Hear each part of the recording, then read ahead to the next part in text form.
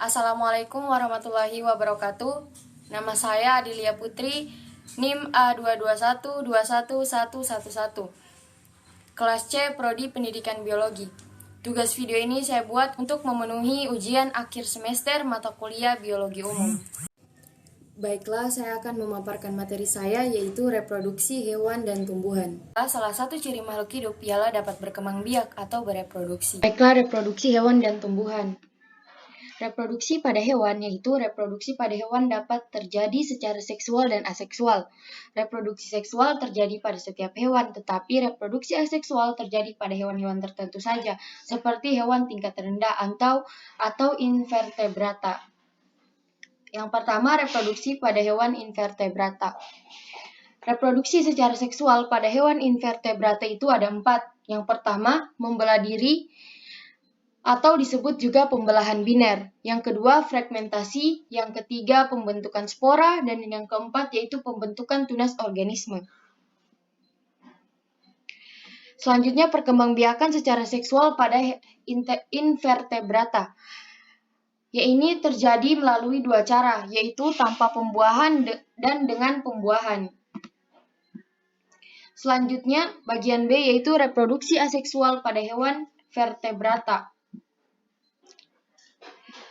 Reproduksi aseksual pada hewan vertebrata terbagi menjadi 2, yaitu fertilisasi internal dan juga fertilisasi eksternal. Selanjutnya, organ reproduksi hewan berdasarkan kelasnya. Yang pertama ada kelas Pisces atau ikan, yang kedua kelas amfibia, yang ketiga kelas reptilia, yang keempat kelas aves, dan yang kelima kelas mamalia. Selanjutnya yaitu reproduksi pada tumbuhan. Reproduksi pada tumbuhan terjadi melalui 3 cara, yaitu reproduksi secara aseksual dan seksual, reproduksi secara aseksual, dan juga reproduksi secara seksual. Yang pertama, reproduksi secara aseksual dan seksual tumbuhan tingkat rendah. Reproduksi secara aseksual yaitu dengan pembentukan spora, sedangkan reproduksi secara seksual terjadi dengan peleburan antara sel telur dengan sel sperma. Kedua reproduksi ini terjadi pada satu individu dan terjadi secara bergantian.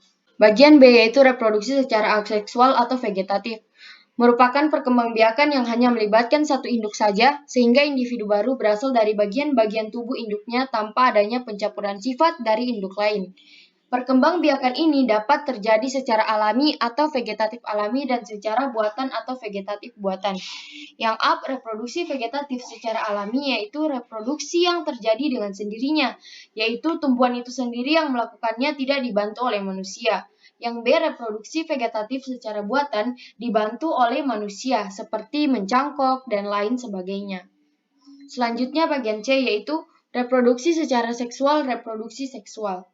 Reproduksi yang terjadi karena adanya peleburan antara 2 sel, yaitu sel sperma dan sel telur, sehingga dihasilkan individu yang baru.